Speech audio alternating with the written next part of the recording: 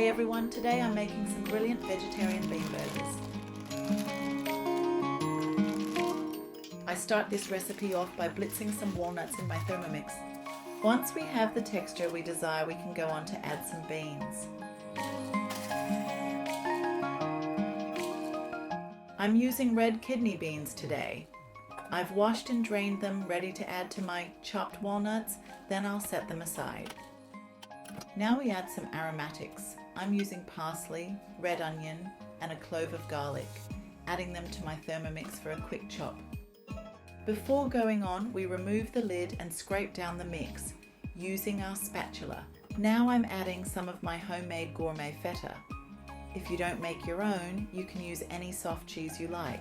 Adding the soft cheese will add moisture and flavour to your burgers. Add some salt, a spice blend of your choice, breadcrumbs, and a small amount of plain flour to help bind everything together.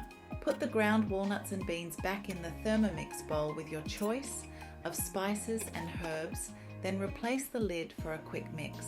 Once that's done, the mix is ready to be portioned up into patties.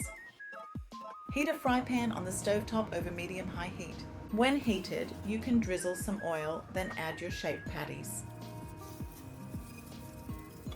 Cook them until they're golden brown underneath, then turn them over to brown the other side.